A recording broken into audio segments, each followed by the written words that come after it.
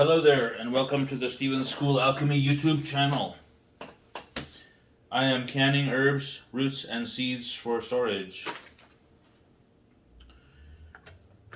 I have a growing collection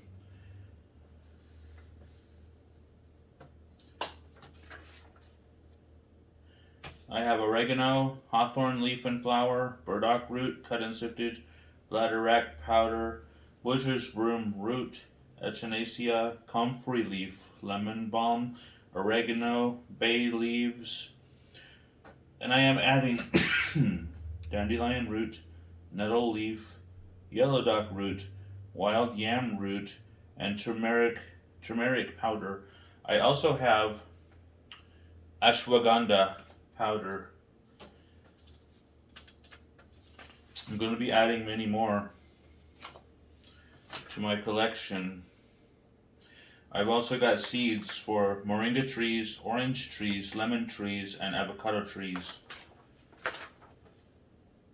I've purchased most of my herbs from San Francisco Herb Company, herbcode.com, which is also known as Monterey Spice Company, and Amazon.com.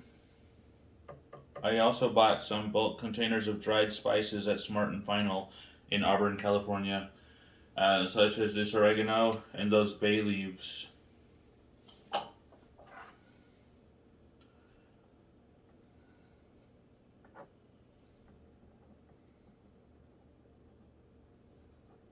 So I'm going to be getting a lot more of these herbs. I bought these ball mason jars for storage, and on the package it says that these seal for up to 18 months.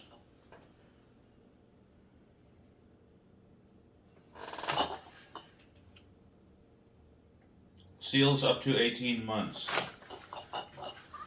When canning foods and stuff, I would think that possibly, if stored correctly, dried herbs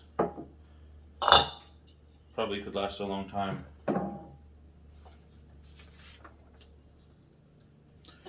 How do you store bulk dried herbs? Make sure there is no moisture in your dried herbs. Store in airtight containers in a dark, dry place. Seeds are normally dried on the plant prior to storage. How long do dried roots last? Dried roots or bark can last up to 5 years in storage. Leaves and flowers have a shorter shelf life, while powdered herbs expire even faster. I have basically collected most of those groups: powdered, roots, bark, leaves, flowers, etc. Mostly what I do with my herbs is I will use them in cooking, but mostly I use them to make herbal tea. Some people make extracts, soaps, tinctures, salves, lotions, essential oils. It's pretty simple just to make tea.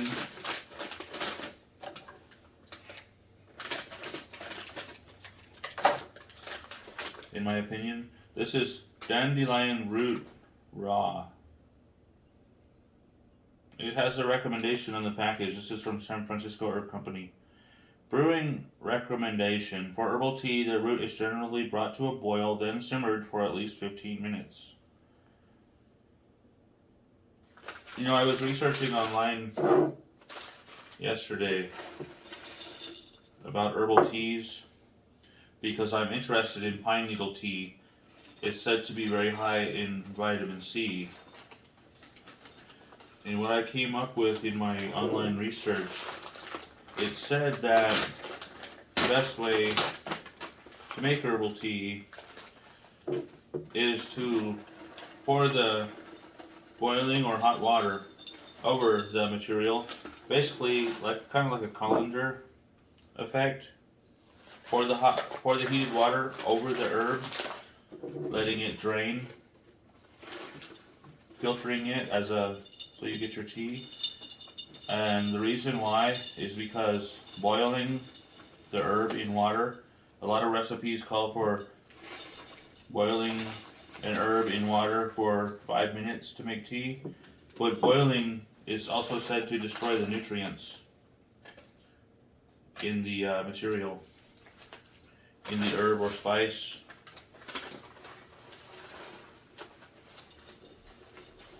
So pine needles are supposed to be high in vitamin C. Boiling them for 5 minutes, which most herbal tea recipes call for, is said to destroy a lot of the vitamin C content.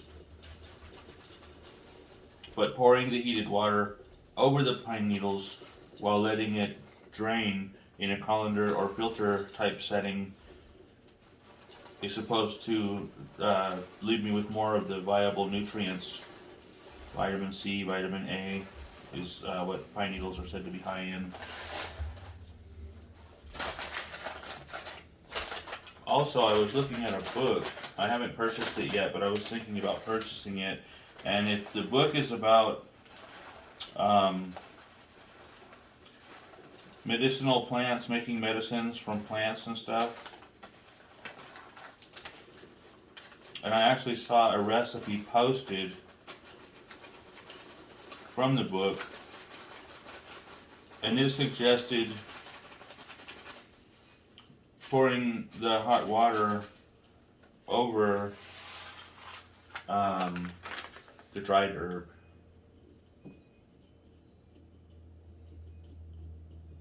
It listed quantities, amounts, like heating the water to a certain. I think the description was, it may have been boiling, I'm not sure, but it said heating the water and then pouring it over a cup of the herb. And I'm gonna include a link to that book in the description. I'm interested in buying the book.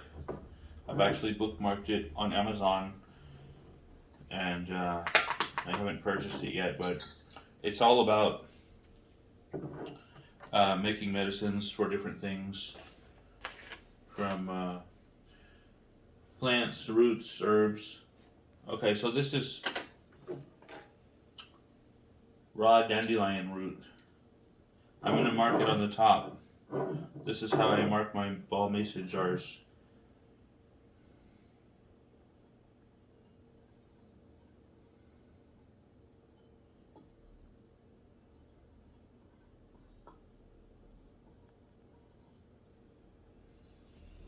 Dandelion root raw, just like it says on the label.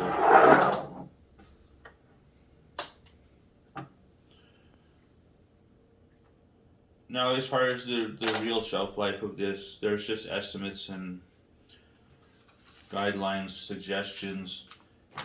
But I'm thinking, you know what? As long as this is clean and dry, it's not moldy and wet,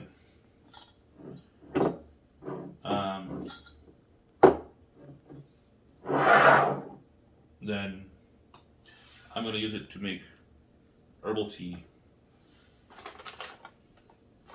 Here I have seeds for moringa trees. Moringa trees are said to be a superfood. Whether or not that's true, I don't know. So this is nettle leaf right here. Then I'm going to start putting this one in jars. The herbs and spices, the leaves and roots and bark and seeds have different weights.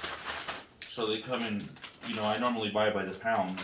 So they come in different sizes because they have different weights to measure out a pound. So the dandelion root, I took 1 jar.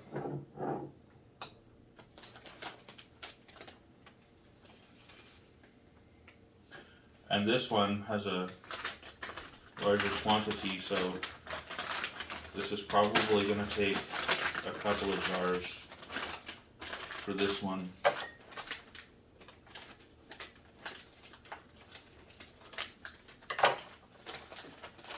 I have a lot of oregano and bay leaves.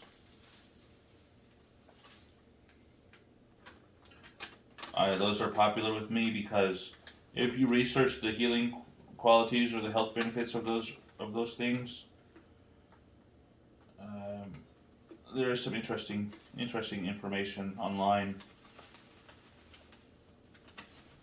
about those being good for different things. Some herbs are potent. Some of them are considered low dose, which is something that I've recently come across. I don't know if you're aware of Dr. Sebi and his healing herbs, but I was researching Dr. Sebi. Um, I believe the search was on Dr. Sebi heart failure that I was searching for, and I came across this extract or tincture. I'm not sure which one you would call it. It says extract. Okay, but it's lily of the valley extract, and I came up with that, and it looked interesting. So I contacted a couple of my local health food stores in my area. I don't own them; they're not mine. But I actually went to a couple of them, and I also researched it online. Lily of the Valley extract. Now the health food stores that I contacted here do not carry that extract. They have many extracts and many supplements, but they don't carry Lily of the Valley. And what they told me matched what I had read online, is that Lily of the Valley extract is considered low dose. In other words, it can be toxic. According to Dr. Sebi, I watched a video on YouTube. Dr. Sebi indicated his belief that he thinks it has medicinal qualities in Lily of the Valley. He also did indicate that it's low dose. My internet research indicated that it's considered low dose because it can be toxic. So when I make my herbal teas, I generally just look through my herbs and pick and choose. But I don't put a lot of herbs in the tea basket, and I don't put a lot of any one specific herb in the tea basket either.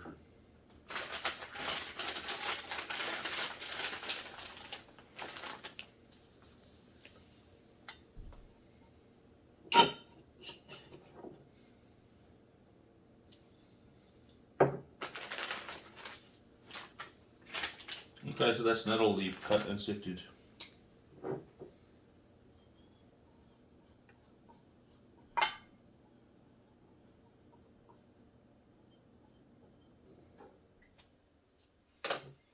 You can research these herbs individually online to get an idea of any health benefits that are associated with them.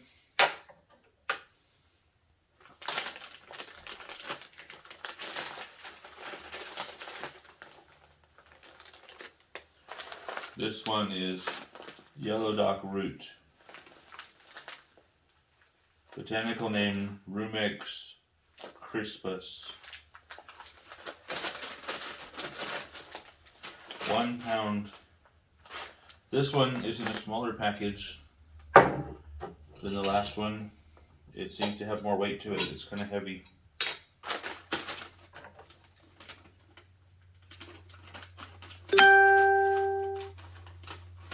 Some of these herbs I come up with through my online research.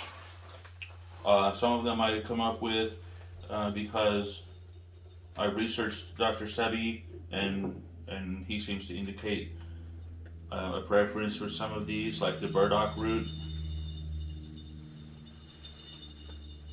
Ashwagandha was actually recommended to me by an acquaintance.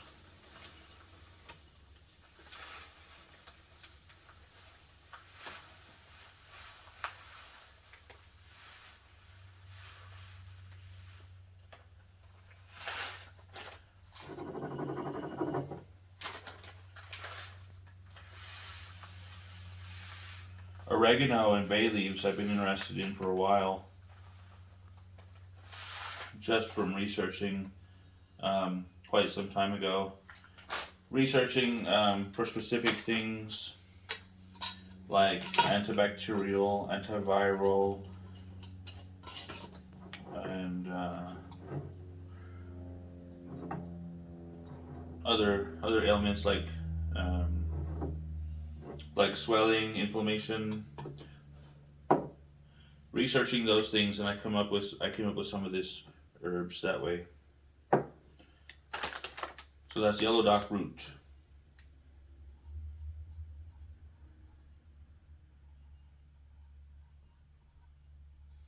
Now I have bought these herbs and spices in a variety of formats.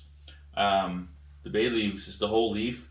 My research indicates that the whole herb will store longer than a cut and sifted herb, and then the powdered herbs have the lesser shelf life. So in making my teas and seeing how they come out, I've decided that I don't really want to get into buying the powdered herbs anymore. I want to get more into the cut and sifted roots and um, cut and sifted leaves, flowers, cut and sifted or whole, either whole or cut and sifted. But the powdered herbs, I don't really care for as much. And one of the reasons why is the shortest shelf life, but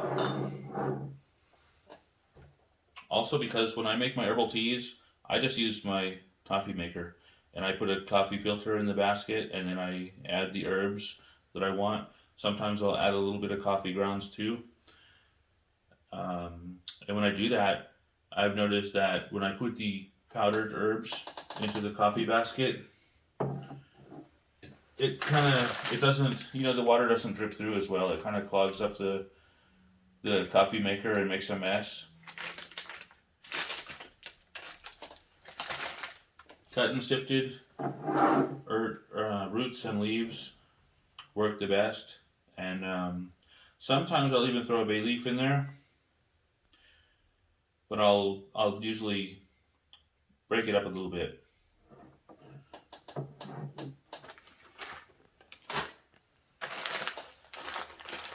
This is wild yam root, cut and sifted.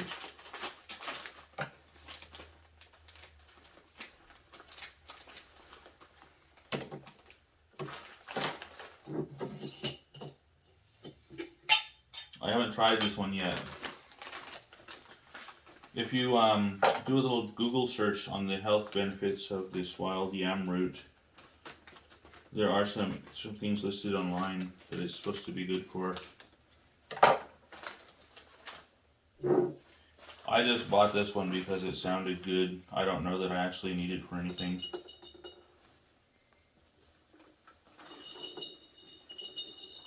But it sounded good, wild yam root, so I thought I would try it in my herbal teas. Not a lot, I'll just add a little bit here and there. And see what it does.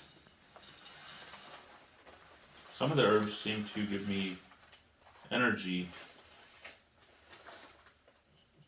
which is cool. Others tend to have a sleepy time effect. Sometimes in the evening I'll make an herbal tea and drink it, and then I get into a deep sleep,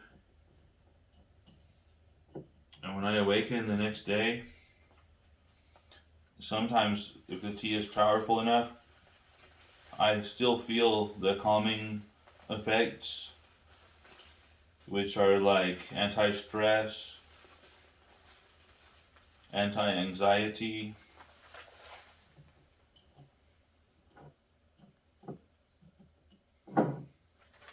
so I'll be on cruise control. Mellow.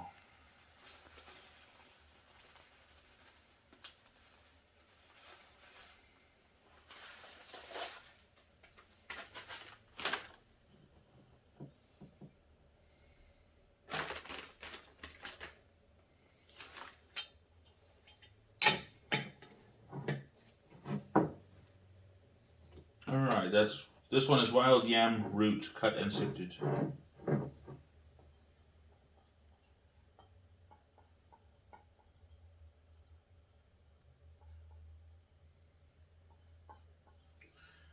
Also, I do leave some of the herbs stored long term in the vacuum sealed plastic bags, like lemon balm, for instance. I have so much lemon balm. Melissa officinalis. It's a member of the mint family. I have so much of that there's no point putting it all in jars. I actually leave the bulk of that in the sealed plastic bags. I think I have more of it than I would actually ever use or need.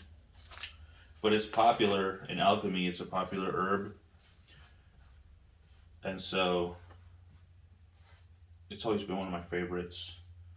And it's one of my go-to sleepy time herbs for making tea in the evening. So that's my growing herb collection. There's quite a few more that I want to collect. Elderberry is very high on my list. So thank you for watching. Subscribe for updates. Have a nice day.